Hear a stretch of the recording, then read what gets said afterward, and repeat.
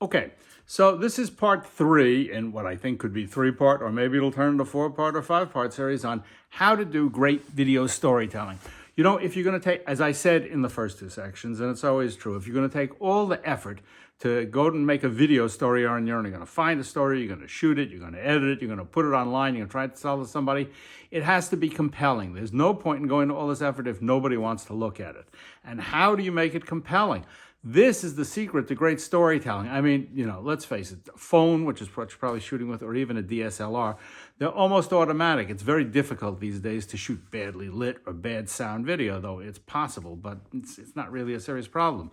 It's a very, very, very competitive market in the online world now because there's 1.7 billion people with smartphones and everybody's making TikTok and YouTube and videos like crazy. So you have to break through. And how do you break through? It's by doing a compelling story. And what makes a compelling story? Well, the secret to that, as we said in the first 2 parts of this, and now in the 3rd part, is it has to resonate with people. People have to connect with the video. They have to want to watch it, not have to watch it. This is particularly true if you're doing news stories or documentary or informational and stuff like that. If people don't want to look at it, they're going to turn off like that. And as soon as they turn off, they're not coming back. And in fact, they're never coming back because you're going to get a reputation as somebody whose videos suck, even if it's full of really important information that you think is really important, world-changing. If nobody wants to watch it, and the secret is want to watch it. So how do you make something that people want to watch?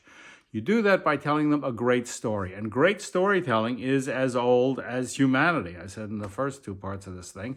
And there are stories that stick with us and resonate with us through the last 3,000, 4,000 years, classic storytelling, and they're all basically the same story. This is the really interesting part of this thing. So there's something inherent in our human DNA that draws us to certain kinds of stories while we ignore 99% of everything else been made. And the secret is to capture that architecture, that way of storytelling that has worked for 3,000, 4,000 years, and apply it to whatever it is that you want to communicate. Information, news, something about yourself, cosmetics, I don't really give a crap what it is. It doesn't make any difference. It's taking those basic rules of storytelling. So this is part 3 in the basic rules of video storytelling. And the essence of great video storytelling, no matter what the topic is about a character and going somewhere. This is a really interesting part, this going somewhere. But let's talk about character first. A lot of times, particularly if you're doing documentaries, you'll have some really important topic and you'll see these absolutely mind-deadening documentaries, even though they're full of good information, or news stories that just interview, narrative, B-roll. I mean, you have to put a gun to my head to make me want to watch them. There's a reason during the Academy Awards that when the Academy Award for documentaries comes up, everybody takes a bathroom break because, frankly, nobody really, let's be honest, nobody really wants to look at it. I flew back from New York to London yesterday, and you know, you get on the flight and it's British Airways, and you get the movies and television, and they got this thing for documentaries, and if you flip through it, I mean, you could kill yourself before I would look at I don't think I'd look at the Disney Channel, which they have on there also, but there's a million other movies that I would rather watch than most of these documentaries. Are important, don't get me wrong, important topics, but mind-deadening.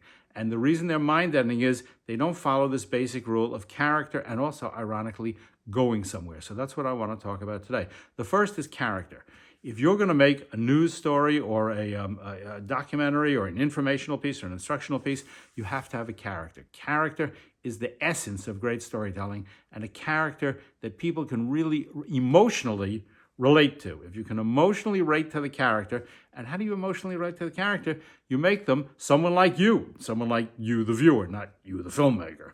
Someone like you, the viewer, somebody they can relate to, and they say, well, you know, that person, that man, that woman that's just like me. And therefore, if you can have an emotional relationship to the character and you feel an empathy with the character, you feel like there's someone just like you facing a difficult time, whatever it is they're going to do, then that if you make the audience relate to the character and care about the character, then you've hooked them and you can take them almost anywhere. And this is the reason that, you know, big movie stars, you know, whether it's Cumberbatch or Julia Roberts, or whoever it is, get paid a fortune because for some reason, who knows why, it's the X factor. People relate to them, and it doesn't matter what movie they're in, they relate to that character. This is Tom Hanks, you know, whatever character he plays, doesn't make any difference. People relate to him as the character. And he can be a nice guy like Forrest Gump, or a nasty guy like Colonel Parker in the Elvis thing that Baz Luhrmann made. It doesn't make any difference. This is why people glom onto and get captured by a story. It's because of character. So that's the first part. When you go to make your news story or your documentary or your info, even if it's like how to fix my refrigerator, you have to have a character that people can relate to. If you have a character, this is a great start. Once you get the character, what do you do with the character? Well, this is the important thing here is, and that's what I'll talk about in this video, is they have to go somewhere. In other words, they have to make a trip. This notion of going on a trip is the essence of pretty much every major story that resonates with human beings throughout history. So Moses makes several trips. He's in the desert and he comes back, he goes out to the desert, he comes back, and then across the Sinai desert for 40 years. Muhammad makes a trip. He goes to Jerusalem and he goes up into heaven from the Mosque of Al-Aqsa. And, it's the night journey, and that's his trip. And he leaves Mecca and he goes to Yathrib, which becomes Medina. Everybody, the Buddha makes a trip. Every major story you've ever seen, the character makes a trip somewhere. The reason they make a trip is it's a vehicle for change, and transformation is really important because you need a conclusion. And B, and maybe this is even more important, it communicates to the viewer, the person watching your film or your video, whatever it is, that something is going to happen. And then when the thing happens, because you went on this long schlep to get there, there's a sense of finally got there. I'll give you a perfect example. Let's say you're going to do a little video about a musician, and the woman is the lead cellist for the Boston Philharmonic.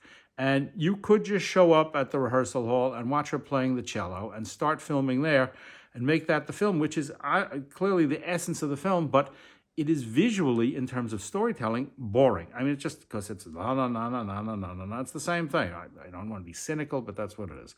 But let's take the same exact story, and instead of meeting her at the rehearsal hall, you say, what are you doing before that? And she says, well, I'm at home and I'm serving my kids lunch. So you go home with her. You start with her at home. She feeds the kids lunch. She gets in the car and you drive with her to the rehearsal hall. You show her driving there. She gets out of the car. She gets into the thing. And to the viewer, there's a sense of something is going to happen. And then when she gets to the rehearsal hall and unpacks the cello and starts to play, to the viewer, there's a sense of achievement because we've gotten there. See, that's the difference. Instead of starting and writing the whole thing locked in one place, if you can have your character begin at point A and then go a long trip to point B and then finally arrive at point B, from the point of view of the viewer, they've achieved something, and it was the thing it's the thing Hitchcock called the MacGuffin, the thing everybody's looking for. It's the thing that you are waiting for in anticipation. So when she finally starts to play the cello, you feel like a sense of satisfaction. And also it holds the audience and the viewer from the beginning of the film till the end of the film. If you just start with her playing the cello, it's over before you get started or about 30 seconds in. So if you start to look at it, as we always do, every major story in human history, every movie you've ever seen involves this kind of a trip from point A to point B. This mission, this voyage, whatever the thing is, whether it's the Iliad and the Odyssey, or Muhammad going up into heaven, or any movie you can think of. There's always, even in The Godfather, they get in the car and you get killed at the toll booth. This notion of going somewhere. If you remember the cop show, all cop shows you've ever seen, cops are going somewhere all the time. But if you remember Miami Vice, Crockett and Tubbs, they were always going somewhere to a crime, and then they arrive at the crime scene. Every cop movie you've ever seen, the cops are at the station, they get in the car, and they drive off to the crime scene, and instead of starting at the crime scene where the action is. This notion of going somewhere, this notion of movement to an impending and telegraphed target at the end is the essence of great storytelling. So that's the lesson for today, and there'll probably be more of them, but that's the lesson for today: is get a character, get a great character, give them a mission, and then take them on a trip to the point at which the film actually starts, and that's the payoff. And if you architect your stories that way, they're going to work every single time. I promise.